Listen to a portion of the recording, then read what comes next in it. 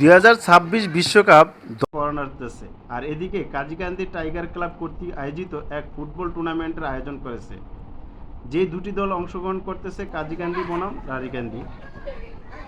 এখন কিন্তু কাজীকান্দি আক্রমণে আছে, দেখা যাক তারা শেষ দেখা যাক সে আক্রমণ করেছে, কিন্তু রানীকান্দি ডিফেন্ডার খুব সুন্দরভাবে এটা ক্লিয়ার করেছে। খুবই চমৎকার। আসলে এই ধরনের একটা ডিফেন্ডার যে দলে থাকবে না কেন, অন্য বিপরীত দলের মানে অ্যাটাকিং প্লেয়ার সেগুলাকে কিন্তু সে সুবিধা করতে পারবে না। খুবই অ্যাক্টিভ একটা ডিফেন্ডার রানীকান্দি দলে। আসলে এই ধরনের ডিফেন্ডারই প্রতিটা দলে থাকা উচিত।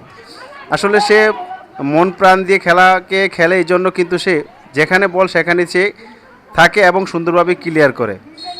আজকের এই খেলার মধ্যে যেই দুটি দল অংশগ্রহণ করতেছে আপনাদেরকে অবগত করেছি, কাজীকান্দি বনাম রানীকান্দি।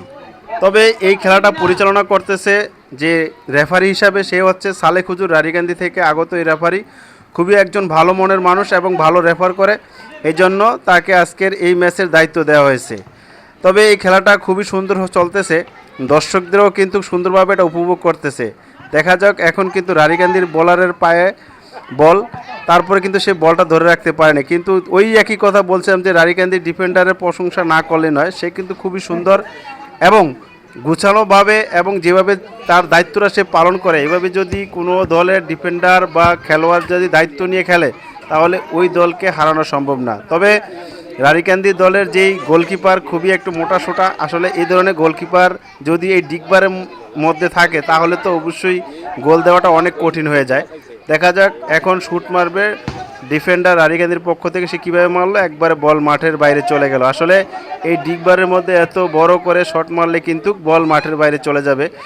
তবে ডিগবারে খেলা দেখা কিন্তু অনেক মজাদার, কারণ এই ম্যাচের মধ্যে বেশি একটা গোল হয় না, খুবই কম গোল হয়, তবে আকর্ষণ অনেক বেশি থাকে, চান্স বেশি ক্রিয়েট করা হয়।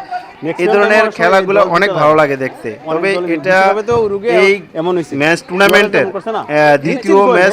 তবে আপনারা যদি আমার সাথে থাকেন, আমি পরবর্তীতে আপনাদেরকে এই ম্যাচের শেষ অংশটা দেখাবো এবং পরবর্তীতে যে ম্যাচগুলো হচ্ছে সেগুলোকে আপনাদের দেখানোর চেষ্টা করব এবং আপনাদেরকে দেখাবো যে আসলে এই ধরনের খেলার কী ধরনের প্রাণবদ্ধ থাকে, দর্শকের উপস্থিতি দেখাবো।